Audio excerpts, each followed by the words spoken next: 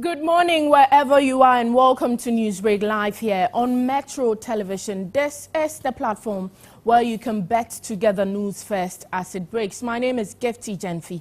Coming up in this edition, in the wake of the disqualification of some presidential candidates, the IPP's Kofi Akpaloo threatens to head to the courts. We will tell you why.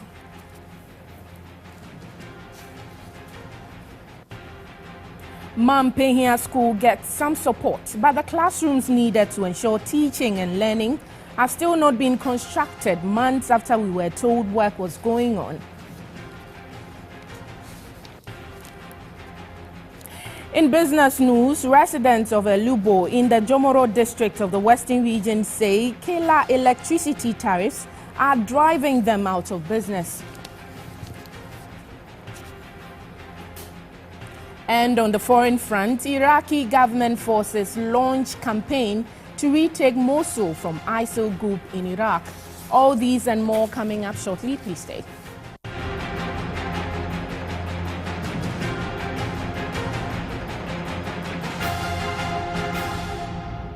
Let's take the news now in detail. Pupils of Mampehia Basic School in the Ga South municipality, who until recently sat on bare floor to study, now have quite a different story to tell following Metro News' expose on their plight. The Ga South Assembly has sent in more decks, and the most recent is provision of educational resource by a student-led organization called KTK Ghana from the Ghana Institute of Journalism. My colleague Gabriel Oboda-Togbo-Ashong has been following this particular story and reports.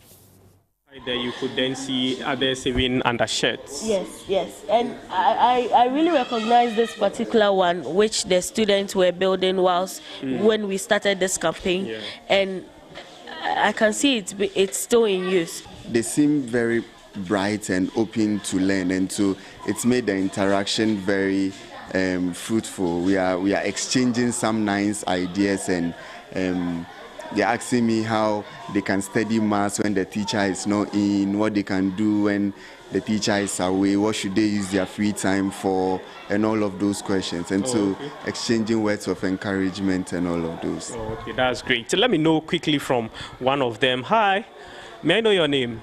Victoria. Victoria, how do you feel having, seniors from the tertiary, from university coming over to talk to you and also donate few resources to you? I feel fine. You feel good about it? Okay. Do you have any question for them? No. You don't? Well, how about you? How do you feel? I feel happy because they are come to here to teach us about what we don't know, and they are the seniors, so what we don't know, they are come to teach us. This is all what I have. If you were to meet President Mahama today, what would you tell President Mahama? President Mahama that we need proper pipe in our school. We suffer because our pipe is not good. So our juniors, our small ladies, they went outside to fetch the water. The time they will come, they are learning. So we need pipe in our school. Our classroom is 2. If they are learning and the seniors are shouting, we feel difficult to hear what the teachers was saying over here. So we want another school class so that the seniors or we the Form 2 people can go there and leave this to the seniors. You can still see members of KTK Ghana from the Ghana Institute of Journalism engaging the pupils. And here, class 4 pupils are at the other end. You can see their desk facing the other end. But this is class 5. So before we came, all these desks you are seeing weren't here. They were brought in after KTK embarked on a social media campaign to get support for the school. So then the authorities brought these new desks you are seeing. So let me quickly speak with the president of KTK. So he tells us exactly what inspired them to take up this initiative. Welcome to Metro TV. Thank you very much, Obodai. I recall when you began it on social media with hashtags and all Twitter, over, Facebook. everywhere. Yes. How has the experience been so far, the journey been so far? The journey hasn't been easy. People were actually, very worried with the kind of pictures that they saw. Some were thinking that it was just a fabrication. Let me put it that way. But thank God we are here, and I've seen some with my own naked eyes, and I think it's high time, we bring most corporate bodies on board to help curb this menace with our education sector. Because if you look at the case here right now, they are our future leaders. So if you don't help them, bring them up, the future of Ghana is going to be in one corner that you and I wouldn't want our children to get there. So we've been KTK students. We've experienced some of this, problem in this education system. We don't want our future kids and our siblings and our relatives to also get there. But as I said, the campaign on social media was very, very massive. And as I said, you'll be doing some donation. I'm sure you are going to capture that. Yeah, we will. So we are ready and about making the donation. So you can see Akusia, she doesn't want to be left out. I can see crayons, color pencils, books, and a whole lot. These are items that the students have mobilized and about donating to them. So let's listen to them as they make the donation. So on behalf of KTK, we are here with some educational materials. We have some exercise books, pencils, erasers, pens, and some storybooks. Some storybooks for the students, which will help them improve their reading. So on behalf of KTK Ghana, I present you this. You are done. I can never walk.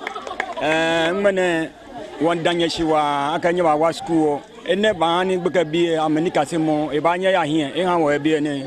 What beer were you here now, Bappy was school name.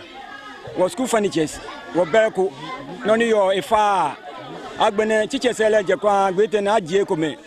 None were here beyond a fire, Wabman our teachers. Secondary level. One school blog here near Ama, I stop Kabashibiane, Abadon, Akaba Benadani, April, Kabashibiane, Africa, Obakpa, Onupa Fai, Koni, Amakwa, Amehawo. Thank you very much. So you've heard from the president of KTK. He's presented the items symbolically, and also heard from president of the Parent Teachers Association. And as they've rightly indicated, this wouldn't be the end of this humanitarian outreach, but from time to time they would reorganize and then come over and support, and even support.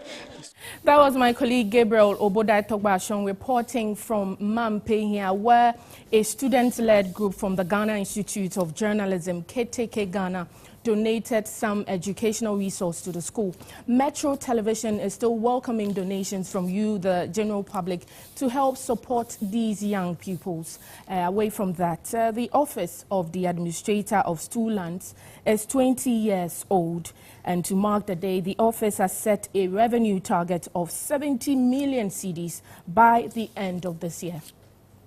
The Office of the Land Administrator of Stool Lands is responsible for the collection and disbursement of stool land revenue. It also collaborates with relevant public agencies, stools and traditional authorities on issues affecting administration and development of stool lands. The 20th anniversary brought together traditional leaders to deliberate on how to effectively manage and sustain land and natural resources in the country. The Stool Land Administrator, Christy Esi Bobobi, highlighted some achievements so far. We'll be able to mobilize revenues for metropolitan, municipal and district assemblies, which have been used to do development projects ranging from residential accommodation, office blocks, schools, hospitals, roads and water projects and other utilities. They've all come from the resources that the office have provided to the MMDAs. There are challenges inhibiting effective land acquisition and registration, but steps are being taken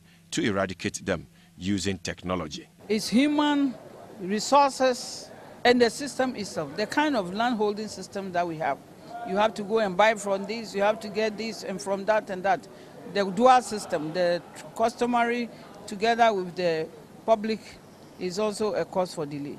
But when things are streamlined, using appropriate technology, we believe that the system can be sanitized and improved. She added that by the end of the year, the Office of the Administrator of Stool Lands is expected to mobilize 70 million Ghana cedis in revenue to support a number of projects in the country. Away from that, leading international broadcaster BBC and partner of Metro TV has held one of the series of its flagship annual lecture, the Reith Lectures in Ghana. The lectures are held in honor of Lord Reith, a British broadcasting executive who established the tradition of independent public service broadcasting in the United Kingdom. We are privileged to have with us BBC's Mary Hockday, who is currently the controller of BBC's World Service English, to share more light on the Reith series. Welcome. Thank you very much. What is the Reith series about? Every year, the BBC chooses someone of real distinction and learning to give a series of lectures on a topic that they are very passionate about. And the history of the Reith Lectures, you can see, includes some of the most eminent historians, scientists, philosophers, and it's in that tradition that we're really delighted to have Professor Appiah giving this year's Reith Lectures. And I see the main topic, mistaken identities. What is that, and why should Ghanaians be interested in that? Well, Professor Appiah is very interested as a philosopher and a cultural theorist in all the many ways that people sometimes do or don't choose to form their identity. Questions of colour, of creed, of culture, of country, and he really challenges us to think about what those words mean and whether they're useful for forming and thinking about our identity or in fact get in the way, because in the end there is more that unites us as people than divides us. And I think those questions are eternal questions relevant to everybody, wherever you are and whichever country you're from. But there is something special about holding this lecture in Accra in Ghana today, because of course Professor Appiah himself has family and has lived in Ghana, as well as being a citizen of New York now and also somebody of British heritage as well. So in that way he's a great global citizen, but very much with roots in Ghana. I hope that people will find something to interest them, perhaps to provoke them, to make them think. A chance to listen to these lectures on the BBC World Service on Tuesday morning, again at the weekend, and of course you can find them on the BBC website as well for BBC World Service. So I'd really encourage people to listen and make up their own mind. The Independent People's Party is threatening to place an injunction on the upcoming general elections. We'll be telling you more about that after this break. Please stay.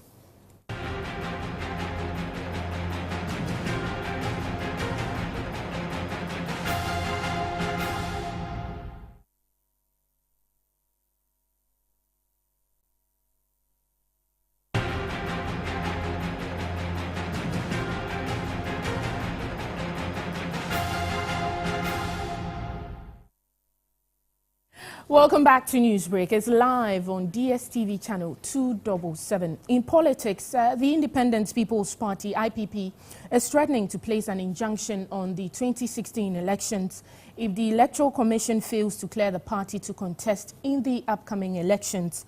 Disqualified presidential candidate of the IPP, Kofi Akpalu, is demanding an unqualified apology from the EC or he will head to the law courts.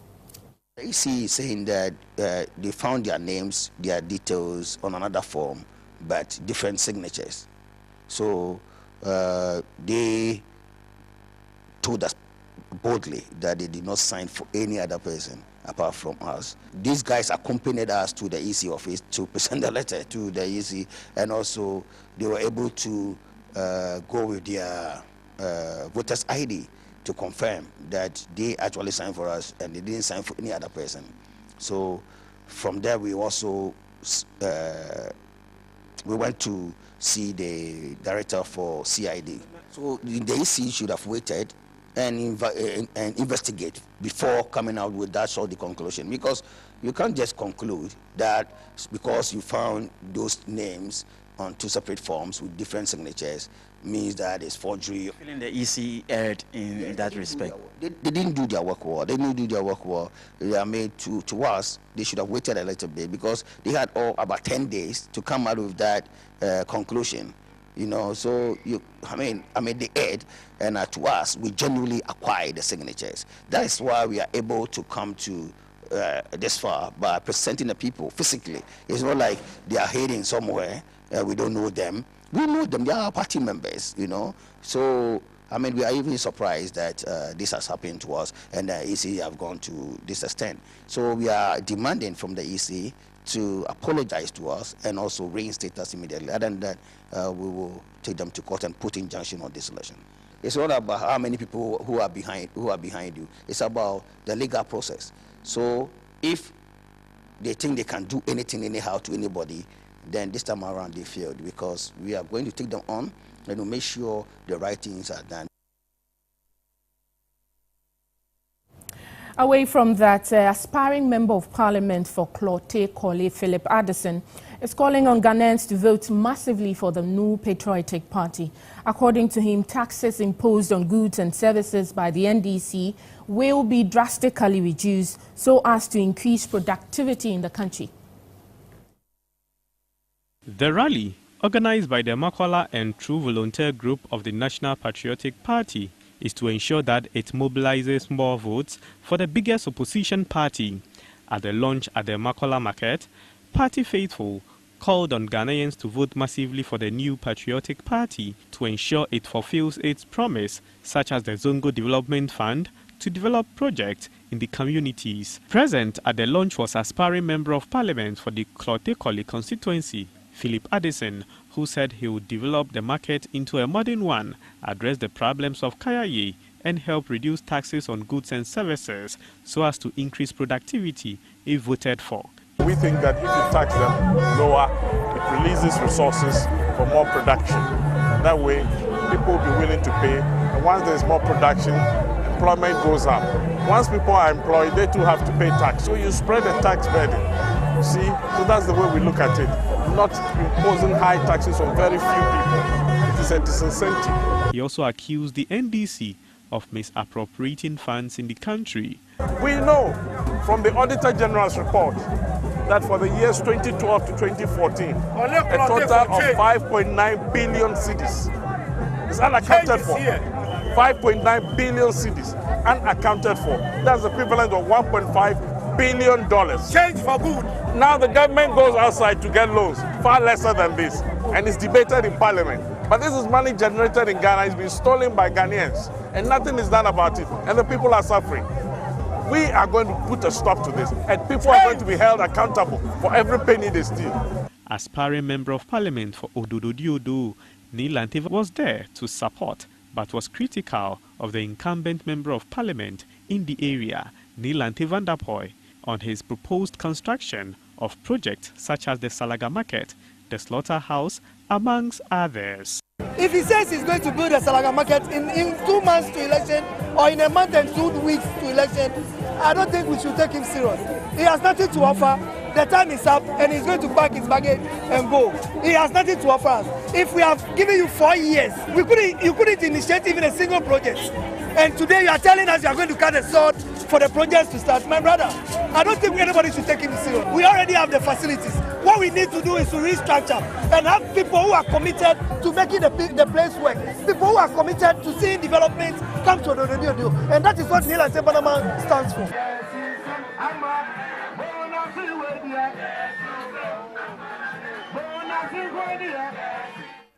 Shifting to the camp of the ruling National Democratic Congress, a group calling itself Zongo for NDC has taken a swipe at the New Patriotic Party's Zongo Development Fund, saying the fund is just a ploy intended to exploit Zongo communities to vote for the NPP. On Sunday, the New Patriotic Party launched its manifesto and in it promised the establishment of the Zongo Development Fund to develop projects in the communities, improve infrastructure, education and health. However, The Zongo for NDC in the Ashanti region believes the fund proposed by the NPP is discriminatory and, in their view, an insult to the Zongo communities. Addressing a press conference in Kumasi, the regional secretary of the Zongo for NDC, Abdul Basit Mohammed, questioned why there should be a specific fund before the Zongos can be developed. If indeed the NPP has any good intentions about the Zongo communities, it does not need this policy to make it a reality. Lest I forget to elucidate some of the key points in the statement.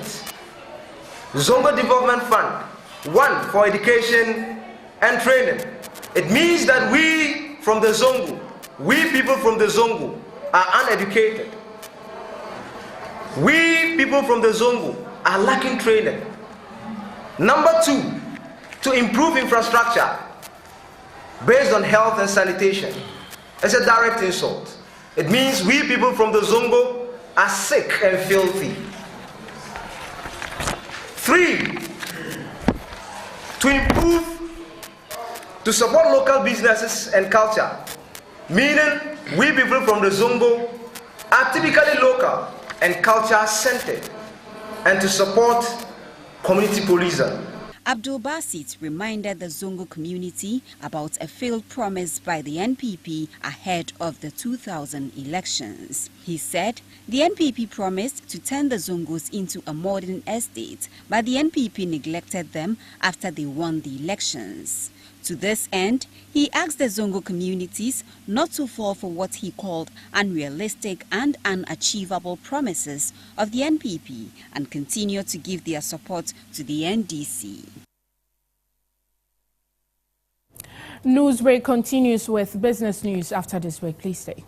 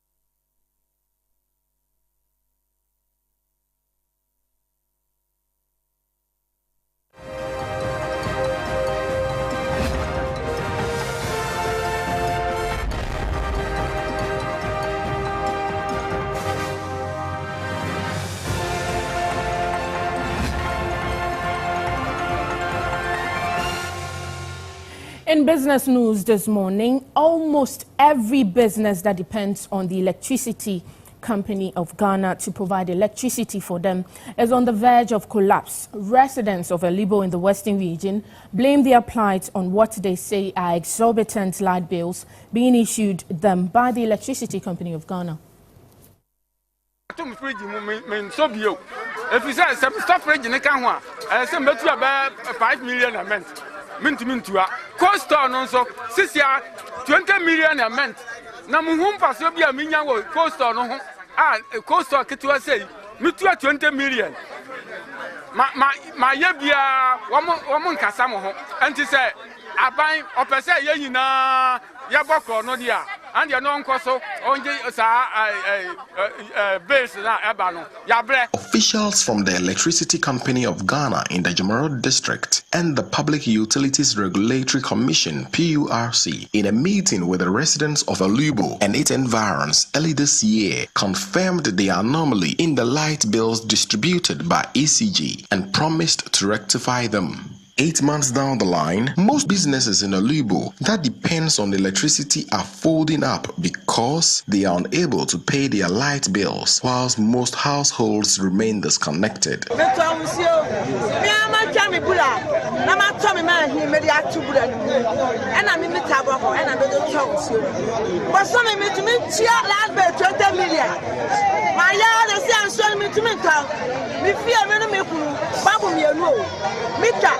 Yeah, you soon up. But soon about 4 million, 5 million, young to mention. Lad, they not me 50,000. Since I Bisaya, Wabala Vimian. Make office for me, Bisaya, and what I need to one, a Momo Baby. You just see a good lad, be a bad neighbor. Yes, I educate you. Let me see, the night about 12 million. I know that you want to say, I know for half a million or more fish. I'll come by and 1.2 a man. That's another by Mr. Mintia said that. Yes, I didn't see, and I was say, Banissa 12 million as a way 1.2. I hear no much. Just a year, then I enter me for car. I'm office one day. Yet, I'm on my to you too confused. You say a computer mistake, or Baba Church did almost over Bebano, no man mistake. It is a bear, no primary there, my young Chia. It's Yabianes a bear, no, yeah, try and say, yeah, some mistake, no, the Papa Beba. After the Papa Beba, now by a meter to two. Last me go am for me beba no more to meter. I want to feel you know. Make can be almost 1 month yet. Nipa wa ko papa no digina. It is a buy and share account one step. That's a light bill for where I make us a cry. Echna obo beba. So one can before so mo besu ya. And here papa yesu ya. One is yesu.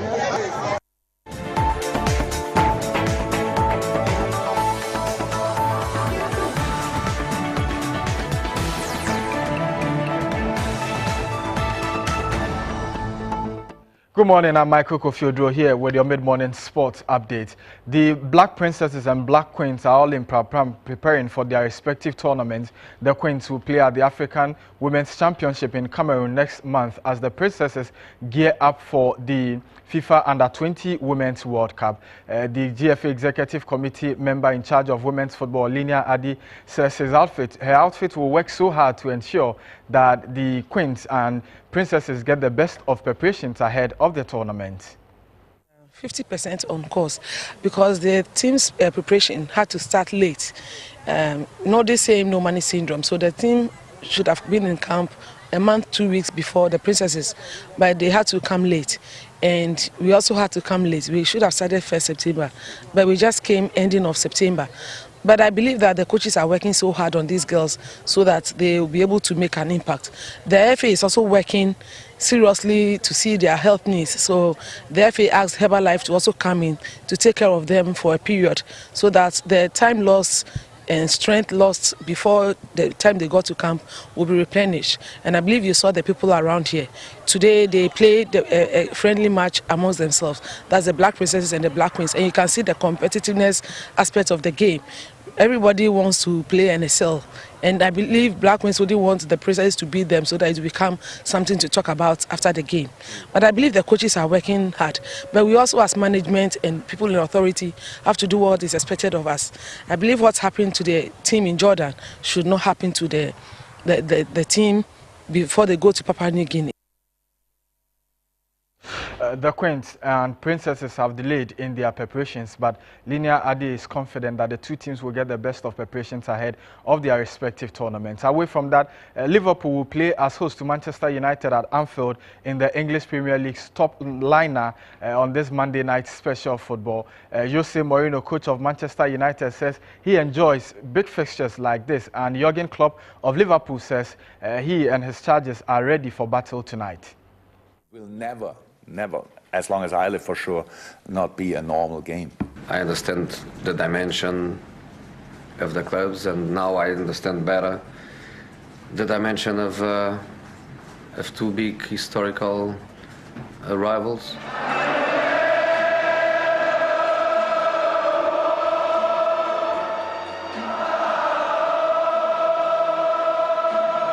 It's Anfield, and we have to show this. And we had a few nice atmospheres since I'm here, but I'm completely open for the next best, for the best atmosphere.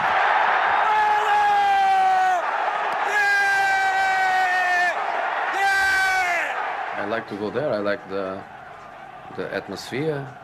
I won many times there. I also lost. I won big matches. I lost big matches. You cannot ignore you should not ignore the special circumstance of a game like this. You have to be ready.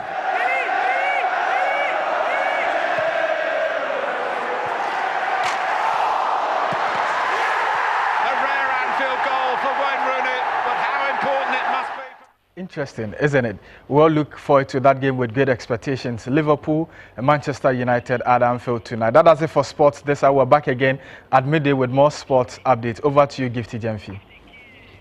Thank you very much, Michael Kofi Odro, for the sports updates. And before we go, Iraq government forces have launched a campaign to retake Mosul, the de facto capital of the Islamic State of Iraq and the Levant Group in Iraq.